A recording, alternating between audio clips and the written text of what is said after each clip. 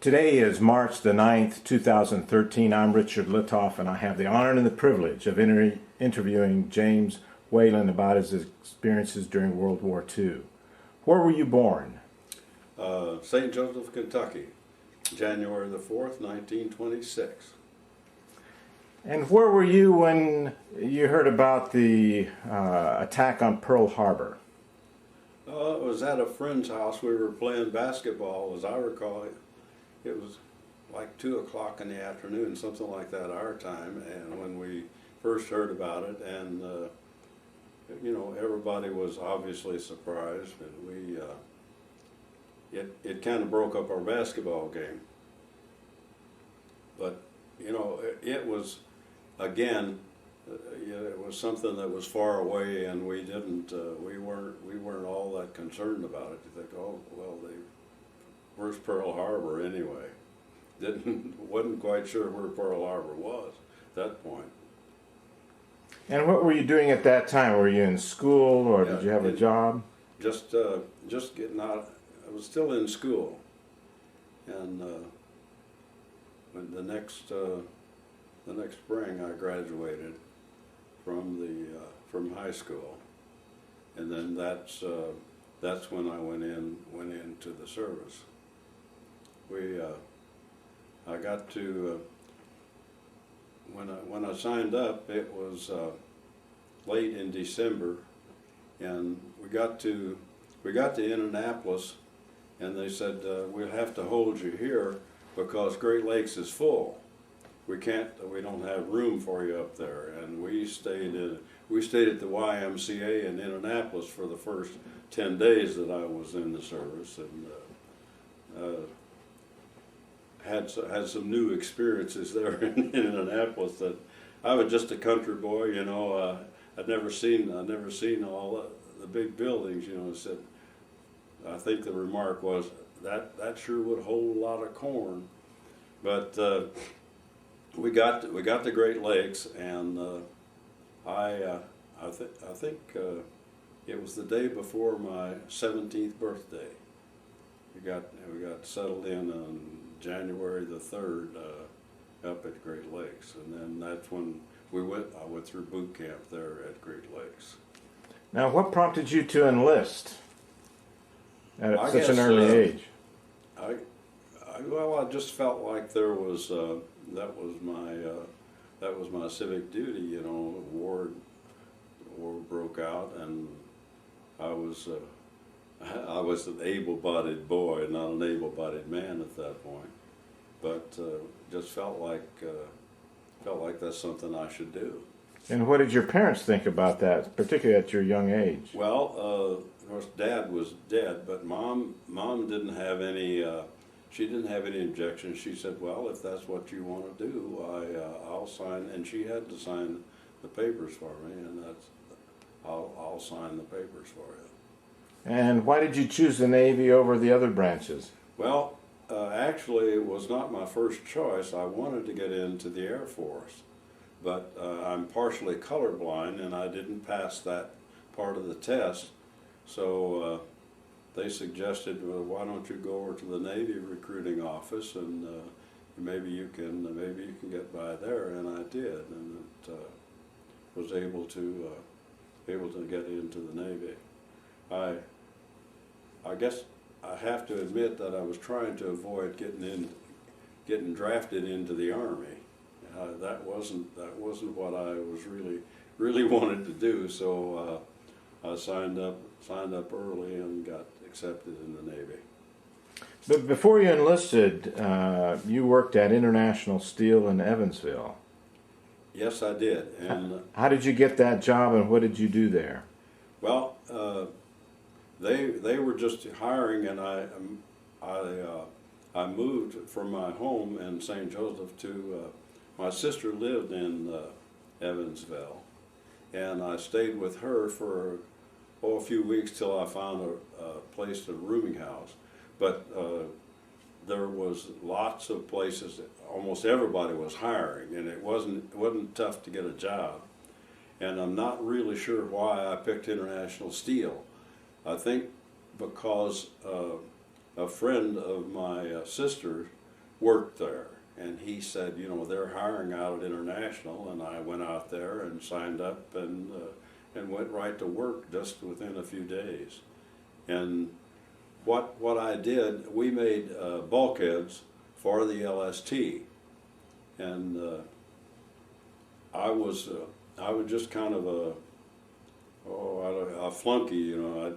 I was learning welding, but I was never a qualified welder, so I didn't get to really work on the bulkhead itself.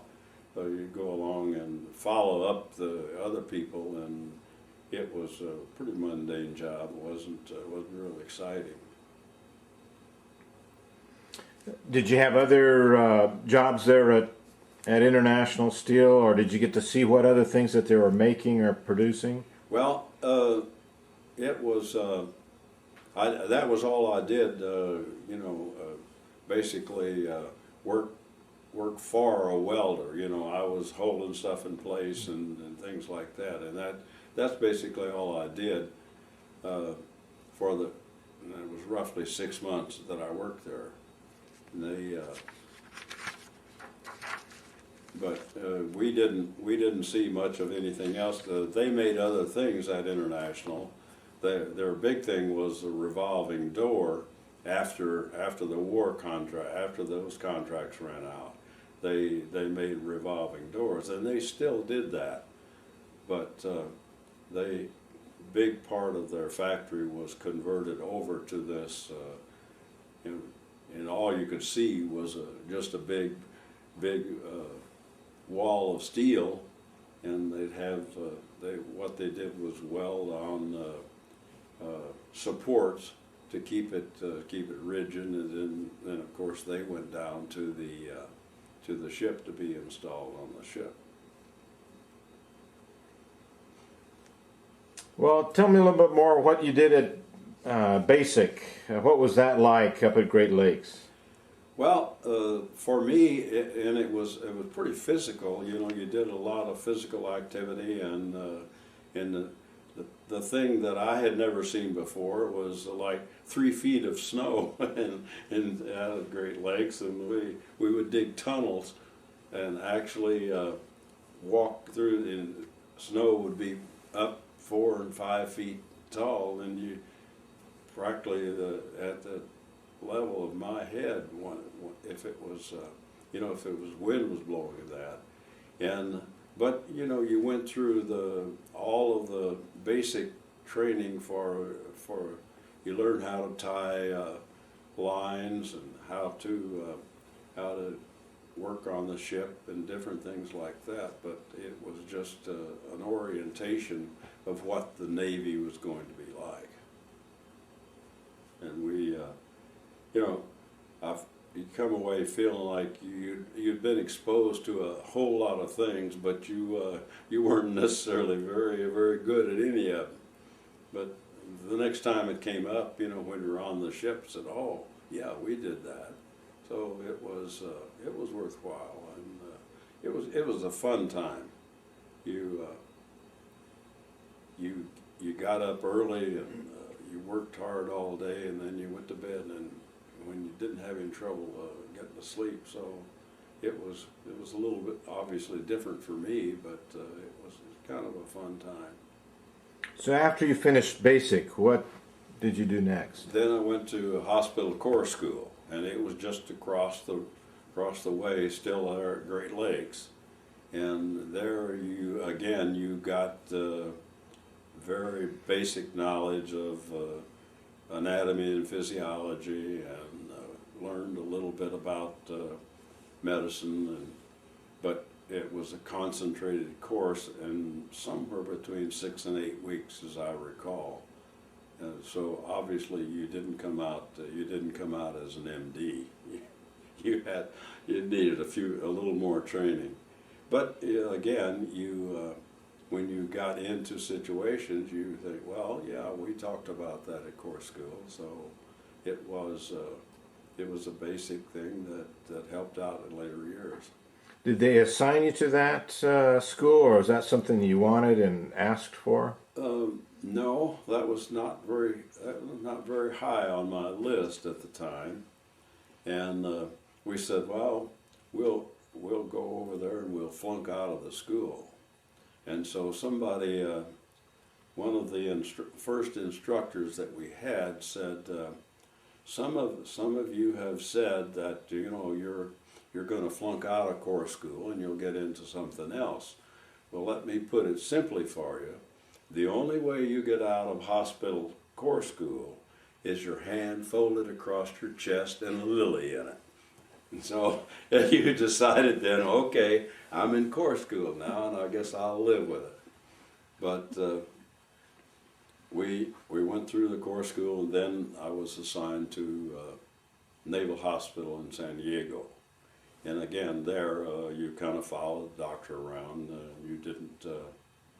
We learned how to give shots and things like that. So we were able to assist the doctors, but again, not doing. We didn't remove any appendix in an emergency operation or anything like a couple of the corpsmen did. I'm glad I didn't come up with that kind of a situation.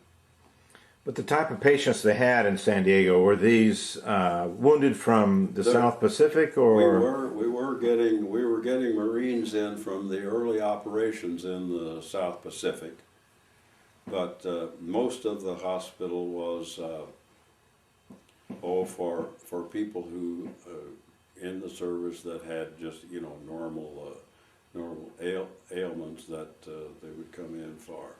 But there was a little bit of activity. We talked to several. I wasn't assigned to those wards, but talked to several Marines that had been at Okinawa and some of those islands and were already transferred into the States. and some of the stories or information they were telling you, was it any different from what you were hearing in the news about how the war was going in the South Pacific? Well, no, not really. Most of them were kind of like me. You knew your little part of this, but hardly anybody had access to the big picture because security was fairly tight, and you didn't know too much about what was going on next to you. And I think they had the same thing. While you were in San Diego, what type of news were you hearing about the war? Was it going well, or was it concerning? Well, again, we did not. Mostly what we heard was what was in the paper. It was the headlines that appeared in the paper each day, and we weren't. I probably was partly our fault. Maybe we weren't digging for it. It might have been out there, but really we weren't exposed to it. We didn't have much other than what was in the newspaper. So we didn't have a clue as to how it was really going, whether we were winning the war or losing the war or what. Now, when you had free time, both in Chicago and San Diego, and from a country boy from Kentucky, what was there to do, and what were your impressions of the big cities? Well, we didn't. The only impression we got of Chicago was when we were passing through, because we were confined to quarters there. You didn't get out. You were there in boot camp, and you didn't get to go in town. And the same way with the core school. You didn't get to go into town. It was just as you were leaving, you go to the train station and see that, but we didn't see a whole lot of the city. But now in San Diego, and they were loaded with personnel. So we actually lived in tents there in Balboa Park, where I've been back there a couple of times since. It looks a little bit different because there were rows of tents up and down the street, and we lived in those tents. and walk across the street to the hospital to work. But we went into town there, and it was, it was all impressive at first. Everything was new, so it was pretty impressive. But you adjusted pretty quickly. At that age, you know how everything, you're pretty pliable, and we kind of rolled with the punches with it. After San Diego, where were you assigned next? That's when I caught a troop ship and went to Hawaii, and got assigned to LST-20, and it was a Coast Guard ship. But the Coast Guard is like the Marine Corps. They did not have medical personnel, so we were assigned to the Coast Guard ship, and there was a chief petty officer that would have been the medical officer in charge on that, and I worked with him. That was again a learning experience in the things that we need to do as far as the ship. Fortunately, most of these people were in good physical condition, and we didn't have any real problems. A sick call.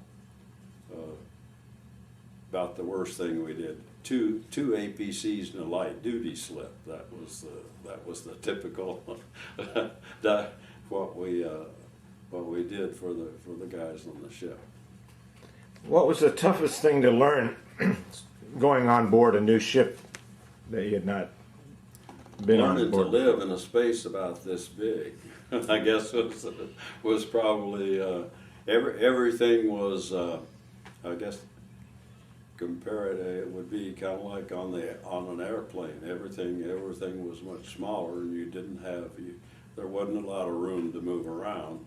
Although as you adjust to that, well, you find that there's lots of things to do, and you had the room that you needed.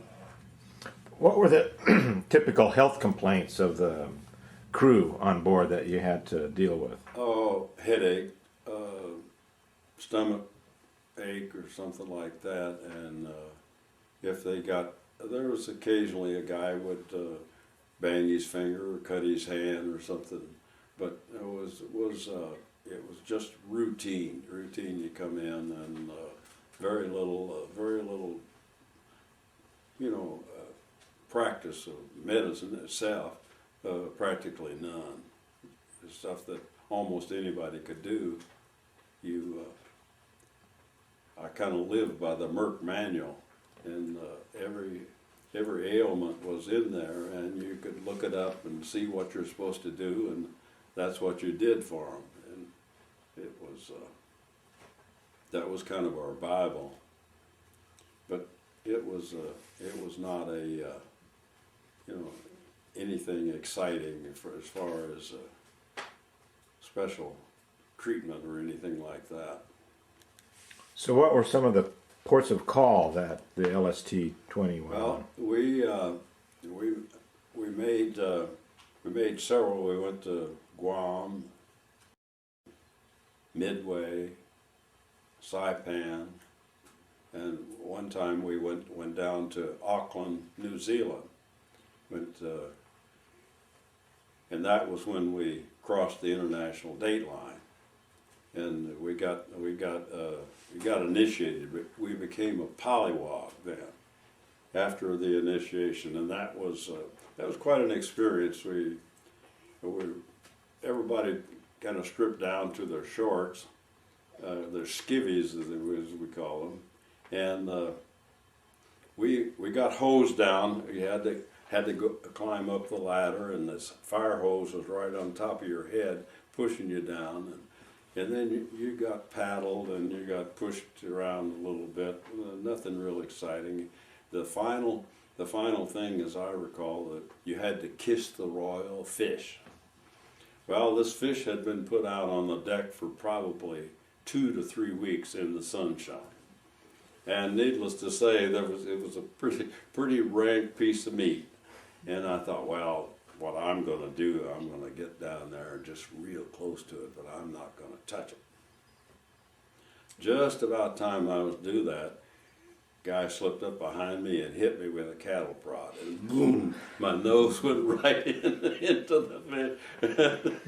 Yeah, that was bad news. But the next time we crossed the international date line, I was one of the crew that did the initiating, and I was the royal dentist.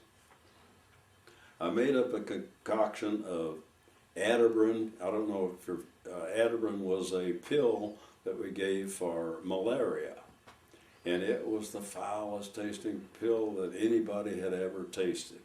I ground up a bunch of them and put them in castor oil, and put them in a one of these little oil squirt.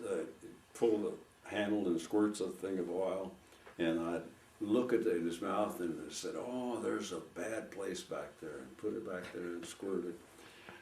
One of the fellow told me that that 10 days later he could still taste that. It was horrible. But those again some of the fun times that we had on the ship, and you know, really pretty unexciting.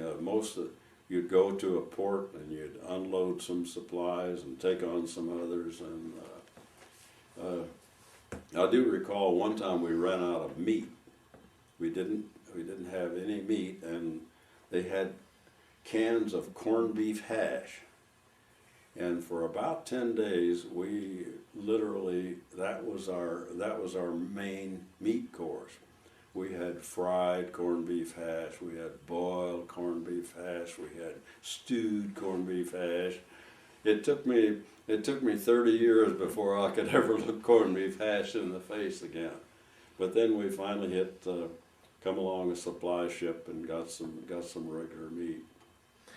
What were the typical supplies that you were delivering at these various islands? Well, there would be, maybe we didn't deliver too many tanks. We had some tanks, but mostly it would be small trucks. They call it 4x4s. And that was just a little bit bigger than our pickup today, a little bit bigger. But that we had things like that we would deliver to, and if we go to some of the places, we might deliver ammunition, and but basically it was just supplies that they needed, jeeps and 4x4s and things like that they would need at the installation on this island. And where would you be supplied? On sea, or did you have to go back to port like Hawaii to get your main supplies? No, we picked them up we didn't get to Hawaii that often, but we picked them up from, a major place like Guam, or some of them that were major supply islands. That's where we would pick them up and then take them to the smaller islands. And did you get a chance to get on the island, meet some of We did, but generally speaking, the villages were off limits, and only authorized personnel, someone who had actual business. You didn't go visit in these native villages because I guess for security reasons of our own, and also. Didn't need to get in there and get into trouble and causing trouble there with the people on the island, because they had generally had a good relationship with the natives, and they didn't want the naval personnel to go in and screw it up. And did you get a chance though to visit the U.S. military bases on those islands?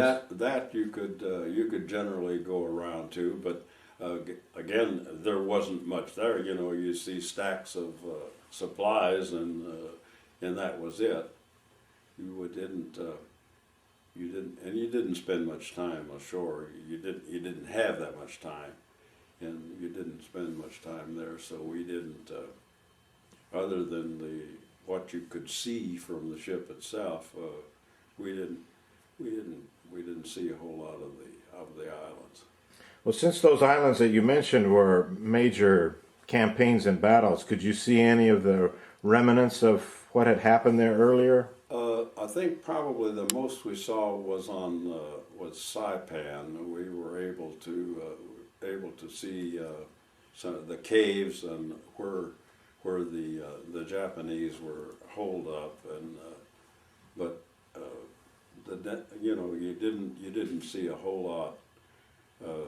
Everything was kind of in a state of disarray in on those islands anyway. So you don't know exactly how much was done because of the war, or whether it was there beforehand. And while you were traveling from island to island delivering supplies, were you ever threatened by enemy planes or shipping? Not at that point, no. We didn't encounter any enemy action until later on in the campaign. We, I guess, after several months we came back to San Francisco for repairs and went into dry dock, and as luck would have it, that was VE Day, and I was one of the estimated 50,000 people that was on Market Street that first night, and that was an experience in itself.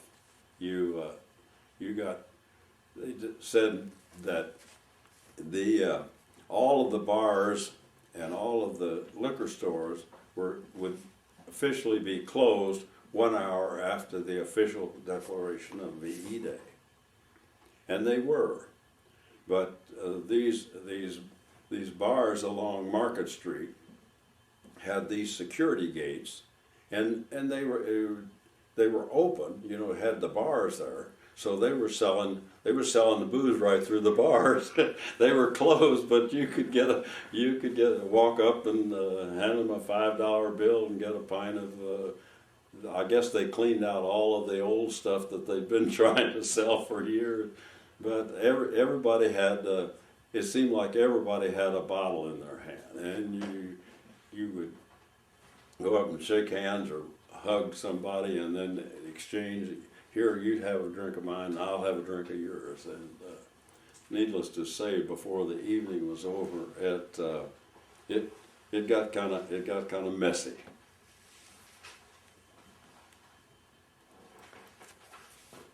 So did they celebrate longer than just one evening? Did it go on for the rest of the week? But we didn't get back in shore that often, and so we were kind of confined to ship, maybe once or twice. But basically, it was that one night, and the next day they were cleaning up after it. But it was. I remember. The streetcar, there was one streetcar still trying to get back to the barn, and we were they had the doors closed. You couldn't get in. There wasn't any passengers on it, so the guy started climbing up, and they climbed up on top and pulled his trolley off. So he couldn't move anymore. So he gave up and said, "Okay, I give up," and he just got out and walked the rest of the way. But again, it was things that you look back and you think, my goodness, what happened there? But it was something, and I guess you just kind of think about it, and you wondered what all you should have done or could have done to record that. But cameras weren't too plentiful, and they were pretty expensive, so there wasn't too many people walking around, with their cell phones that record everything like they do now. After VE Day in San Francisco, what was the next assignment?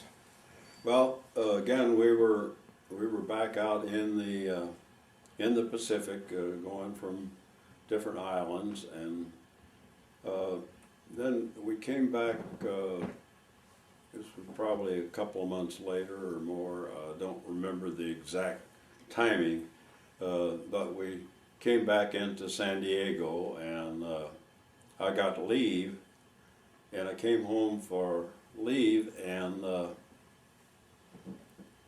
got called back early, and so I went back, caught the ship, and then that's when we started for the Philippines. Now, during your leave, how much time did they give you? You said it was short. Actually I had two weeks, but I got called back about 3 days early, and had to report back to the ship. And as it turned out, we were headed to the Philippines. We didn't know that, of course, but that was where we were headed. So we stopped at, I believe we stopped at Guam and picked up troops, and we had, we didn't have a couple maybe small tanks, but generally speaking we had 4x4s and jeeps and small equipment like that that we loaded up our ship with, and then the soldiers that were going to take those ashore, and that's when we headed for the Philippines. We went into the Philippines at D-3, and we didn't know this was the morning of the invasion, but I recall we were down below deck, and the ship jumped, and we thought we've been hit. The chief corpsman said, "Grab your life jackets and get up topside." So we ran up and looked around and didn't see anything. There was no evidence of damage or anything. And then about maybe 5 minutes later, we found out what it was. The USS California was sitting out in the bay, and they were shelling the beach. And those shells went right over our ship. And each time they let go a salvo, our ship would jump 3 or 4 inches. Just from the pressure of the shooting. That salvo would just make the ship jump. And then we never did completely get used to it, but you didn't worry about it after that. And that was the day of the invasion, and we were close enough. We were still out at bay, but we could see activity on the beach, and they had it shelled, and then we had superior air power coming in there, and there wasn't anything to stop them. So the beach was pretty well softened up by the time. Now, this was in Leyte, and that's when MacArthur came back. But it was, you could just kind of watch this from a distance and see, oh, there's not much going on. After the first day, they had already moved back away from the beach, and we didn't see a whole lot. But there was some activity in the bay itself, and occasionally an enemy plane would come in, and we had all kinds of firepower in that bay. There was small craft, and there was a lot of PT boats that was there. And one time a plane came in, and once somebody started firing at it, it seemed like everybody jumped in on it. And this plane was coming in, and it shot down and actually went right over the bow of our ship, within 400 or 500 feet, not close to us, not really close like it was going to hit, but close enough that you could see. The pilot was trying to get the window open so he could get out. He knew he was going to ditch, and he was trying to get that open. And it turned out it was an American plane. We had shot down our own. And there was, you could hear, I guess he was a harbor master or officer of the day of the harbor, and he come on the radio and he said, "You SOBs," and he didn't say SOB. You have shot down one of your own men. You were approaching the Philippines. How much advance notice did they tell you that was the target, or did you just No, wait? we did not know. Once you got there, you knew where you were. We knew we were there, and that obviously the officers of the ship had their orders, and they knew we were going. But this was stuff that just wasn't talked about. You didn't ask because they said, we can't tell you that, and you didn't quiz it. We didn't know we were going into the Philippines till we actually got there. And once the battle was ensuing that you saw, did you feel that you were adequately prepared? I mean, all the training from basic, etc., and the time you spent on the ship, did you feel comfortable enough that... I felt very comfortable on the ship, but I guess I'll talk about the next thing that happened in the Philippines there, that an ammo dump got hit and blew up, and there was lots of casualties there, and they said, okay, pack up your gear, you're going ashore. And I had, on the ship, it was familiar and you felt comfortable with it. I felt very uncomfortable going ashore. I said, I don't want to be over there on the beach. This is where I want to be. And that was probably in the most uncomfortable time, or one of the most uncomfortable times that I had all the time in the service. I felt like, I'm going to get over there and I'm not going to come back. But we went ashore, and as they said, you won't be coming back to this ship, because they had, we'd been there long enough that they knew they weren't going to need us as an evacuation ship. So they were going to disband that, and you'll be assigned to another ship. But went ashore, and there was lots of, it was mostly minor casualties. I suspect if anybody had been seriously wounded, they were already taken to a field hospital